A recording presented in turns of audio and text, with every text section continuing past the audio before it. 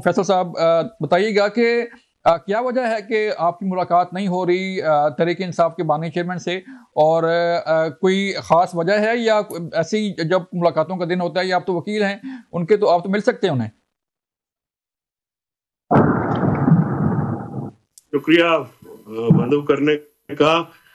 मेरा जेल कवानीन के तहत अपने क्लाइंट से राब्ता जो है वकला का मुनक़ता नहीं किया जा सकता, बल्कि वकला को जेल कवानीन के तहत एक्सेस जो है वो किसी भी वक्त ग्रांट की जा सकती है। तो मैंने अक्टूबर में इमरान खान साहब के साथ एक वाक़या किया कि 20 दिन के लिए उनको जो है कैद तन्हाई में रख के तो गैर इंसानी सलूक किया गया, उनके साथ मैल ट्रीटमेंट किया गया। आपको याद होगा कि 23 अक्टूबर को जब मैंने मुलाकात हुई तो फिर मैंने आके मीडिया में ये सारा बताया जो उनके साथ सूरत-ए-हाल रवा रखी गई। तो उसके बाद जब इमरान खान साहब के साथ जो है मेरी स्टैंडिंग इंस्ट्रक्शंस उन्होंने मुझे दी हैं। उन्होंने कहा कि जब भी कोई ऐसा मामला होगा तो आप बिल्कुल किसी का वेट किए बगैर आप फौरन अपना काम करेंगे।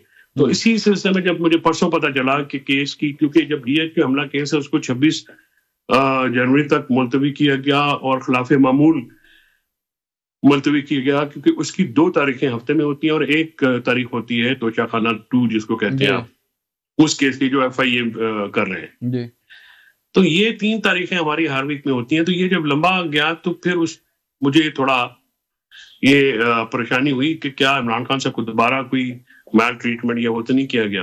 तो फिर उसमें मैंने मंडे को भी जो है कोशिश की, सारा दिन मैं बाहर खड़ा रहा, मुझे इजाजत नहीं मिली, 3-4 घंटे में उधर बाहर अदालत की खड़ा रहा।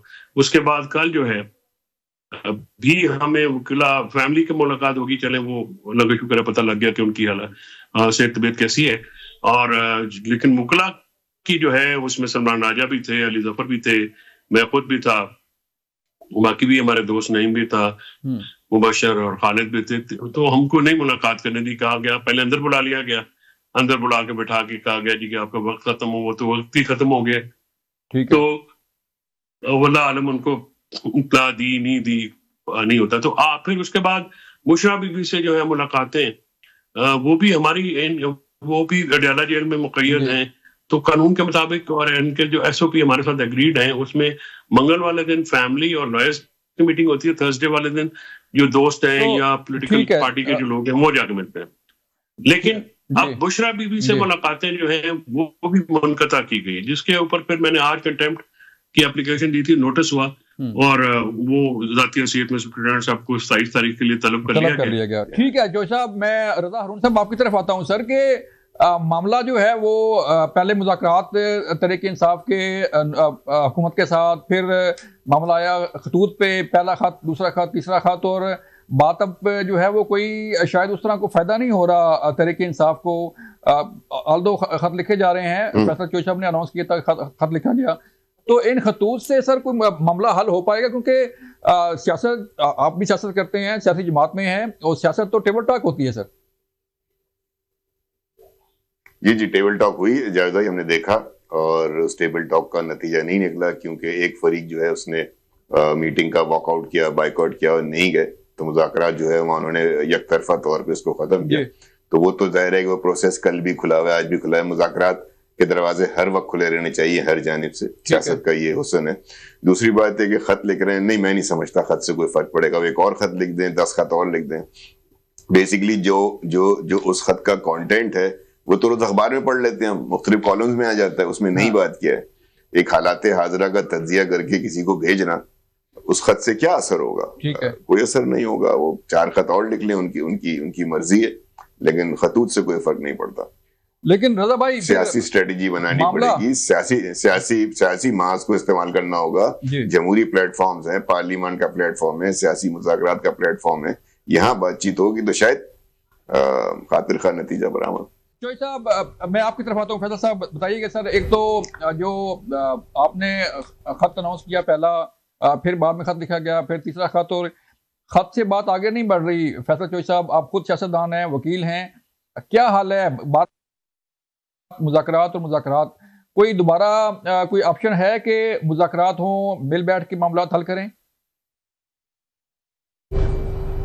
सबसे पहले तो मेरे भाई नासिर भट्ट साहब की आवाज इस हुकूमत की कारकर्दगी की तरह बैठ चुकी है। अच्छा। और वो जवाब नहीं दे पा रहे, उनके आप उनको लाइन पे लाएं तो वो मामला ठीक हो जाएगा। सर बात यह है कि खत का जवाब तो आया है, खत का जवाब तो खुद आया है, बड़े साहब की तरफ से आया है जी, चाहे दुरुस्त आया है, जवाब तो आया है। और खत से ही बात आगे बढ़ी है तो जवाब आया। पहले तो जराये से खबर आई, फिर साहब खुद आए। तो खैर उनकी स्वाबदीद है कि वो क्या करें। जो खत में रजा भाई ने ये कहा है ना, हम मुज़ाकरात से डायलॉग हो, ट्रायलॉग हो या कुछ और बात भी हो, हम उससे कभी भी भागे नहीं है। हमने मुज़ाकरात अभी भी जारी रखे हुए हैं। ये बात आप जरा इसको देखिए ना, गौर कीजिए। हमने हुकूमत से मुज़ाकरात मुअत्तल किए हैं। अच्छा। अपोजिशन के साथ तो हमारे मुज़ाकरात जारी हैं। हमने ग्रैंड अपोजिशन अलायंस के लिए कोशिश कर रहे हैं। एलामिया 2 मीटिंग हुई, एलामिया है, मुश्तरका एलामिया है। हाँ। उसमें मुल्की मसाइल के हल का जिक्र भी किया गया, लोगों ने अपनी आरा भी दी। और उसमें मौलाना फजल रहमान साहब, शायद खाकान अब्बासी साहब, बाकी जोमा जो है, मुसवा नवाज साहब, हमारे पीटीआई के तमाम दोस्त जो हैं बाप वो आए, फिर साजिद तरीन साहब भी शामिल हुए और उनका भी मैसेज आया। तो उसके हम डीडीए से भी बात करने जा रहे हैं। तो हम अपोजिशन से अपनी बातचीत जारी रखे हुए हैं। लेकिन चोई साहब आपको जहां से रिलीफ मिलना है वहां पे बात नहीं हो रही ना। जहां पे आप डिमांड दे रहे थे कि कमीशन बना दिया जाए, जो कह दिए उन्हें रिहा कर दिया जाए, बात तो वहां सुनी जाएगी ना। अपोजिशन का ग्रैंड लाइन्स तो ठीक है आप बना रहे हैं, लेकिन जहां बात होनी चाहिए वहां पे नहीं हो रही ना। जावेद साहब वहां पे बात हुई, अभी भी रजा साहब ने कहा कि मुज़ाकरात करें। मैं आपको ये बात कह दूं, बिल्कुल ठीक है। आप चौधरी एजाज साहब का प्रोडक्शन ऑर्डर जो है, हाँ, उसको ये हुकूमत इंप्लीमेंट करके अपने क्रेडेंशियल्स तो वाजे करे कि हाँ हमारे हक में, हमारे हाथ में कुछ है। अब एजाज चौधरी साहब का जो प्रोडक्शन ऑर्डर है वो भी इंप्लीमेंट नहीं हो सकता। ठीक है। अदालत में मुज़ाकराती कमेटी की इमरान खान साहब से मुलाकात भी जेल में आप नहीं करा सकते। आप संडे वाले दिन भी जो अमेरिका के से होके आए भाई, उन्होंने मुलाकात कराई। उससे पहले जो 7 बजे खुला था वो भी उन्होंने करवाई। तो सबसे पहले आप अपने पावर्स जो हैं वो तो कोई एग्जिबिट करे। और मुझे पता है राना सोनाला साहब ने कितनी कोशिश की मुलाकात की, स्पीकर साहब ने की, सागदार साहब ने की, सिद्दीकी साहब ने की, नहीं सुनी इनकी किसी ने बात। और पंजाब में हुकूमत किसकी है? जाहिर है मरियम बीबी की, और मरियम बीबी इनकी बात ही नहीं सुन रही। तो क्या फिर ये मतलब क्या ये यकसोई हुकूमत में फुकदान है ना उसका? हमारे यहाँ पे तो कोई फुकदान नहीं। हमने तो उनके साथ मुज़ाकरात किए। आप सब लोग कहते थे कि सियासी कुफ्तों के साथ ना करें। आप जो हुकूमत में हैं, हमने हुकूमत को भी इन्वॉल्व किया। बाकी सियासी कुफ्तों के साथ हमारे मुज़ाकरात जारी हैं, जारी रहेंगे। और इंशाल्लाह यहाँ पे आप कह रहे हैं ना कि रिलीफ मिलेगा। देखिए, पॉलिटिकली रिलीफ लेने के लिए आपको एक हिकमत अमली बनानी पड़ेगी। आई टोटली एग्री विद हारून रजा साहब ऑन दिस पॉइंट। और ये हिकमत अमली है कि हम ग्रैंड अपोजिशन को नेशनल एजेंडा पे लेके आ रहे हैं। और आप ये भी देखिए, ये भी गौरतलब बात है कि जब हम हुकूमत से बात कर रहे थे तो एजेंडा और था। अब जब ग्रैंड डेमोक्रेटिक अलायंस बना रहे हैं तो एजेंडा और है, उसमें हमने नेशनल एजेंडा लेके आए हैं। लेकिन सर आप देखें ना, आप चोई साहब देखें, आप कह रहे हैं कि हुकूमत जो है जरा अपने आप को चेक करे, अपने कंडीशन जो है वादे करे कि वो उनके पास इख्तियार क्या है। लेकिन जब आप मुज़ाकरात करते हैं, चाहे वो ग्रैंड लाइन्स के लिए हो, चाहे हुकूमत के साथ हो, तो आप तहरीक इंसाफ के अंदर जो इख्तिलाफात चल रहे हैं उस पर काबू कैसे पाया जाएगा? जब आपकी अपनी लीडरशिप जो है वो एक पेज पे नहीं होगी, फिर मुज़ाकरात कैसे होंगे? देखिए, मेरे 3 बच्चे हैं जावेद साहब, वो लड़ते रहते हैं आपस में। उसका ये मतलब तो नहीं है कि मेरा मुज़ाकरात जो है ये मेरी बात। अब तो मुक्केबाजी भी आ गया काम। नहीं, मैं वही कह रहा हूं, वो लड़ते रहते हैं, तीनों एक दूसरे को मारते भी हैं, लेकिन उससे फर्क नहीं पड़ता। घर का बड़ा इमरान खान है, इमरान खान ही पीटीआई है, इमरान खान ही नैरेटिव बना रहा है। और लोग इमरान खान के साथ खड़े हैं, लोग इमरान खान की जात पे खड़े हैं। बाकी छोटे मोटे खिलाफात, क्या अभी 90 में क्या हुआ, एमकेएम का वो मुस्तफा साहब का और फारूक सत्तार साहब का फटा नहीं हुआ आपस में? होता है। ठीक है, चलें। क्या अपना ये पीपल्स पार्टी के वो जहरी साहब का और उनके सीएम का। तो आप हमारी लड़ाइयों पे तो बहुत फोकस है, तो इनकी लड़ाइयों पे आप बात नहीं करते, पता नहीं क्या वजह। चले, मैं करता हूँ, इस पे भी आते हैं। भट्ट साहब आप वापस आ गए हैं, आपकी लाइन मिल गई है। लेकिन बताइएगा, खतूत जो है वो लिखे जा चुके हैं, लेकिन खतूत का जवाब भी चले, वो जो सब कह रहे हैं कि जवाब भी आ गया है, लेकिन कोई फायदा नजर नहीं आ रहा। बिस्मिल्लाहिर्रहमानिर्रहीम। HOD साहब पर जो जवाब आया वो ख्वाब में ही आया होगा या इमरान खान को आया होगा। हमें तो इतना ही पता है कि वो खत जाता है और खत पता नहीं फिर किधर चला जाता है।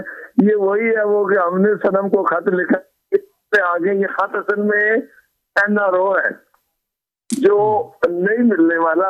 आप मुझे आप बताएं कि भाई आप एक सियासी जमात अगर हैं तो आपको एक सियासी जमात से ही बात करनी है, चाहे वो हुकूमत है चाहे अपोजिशन में आप आए, तो आपने बात एक सियासी जमात की हुकूमत है ना, आपने उनसे बात करनी है। आपने एक दौर चलाया, दूसरा दौर चला, तीसरे दौर के बाद जब एक टाइम फ्रेम हुआ कि हमने 28 जनवरी को मिलना है, तो आपने 3 दिन पहले आप भाग गए कि हम मिलते नहीं जी, हमें इमरान खान ने कह दिया कि शायद उनको वो खत आ जाए। तो वो पुराने कहते हैं कि 2 हाथ से ताली बजती है, 1 हाथ से थप्पड़ आता है।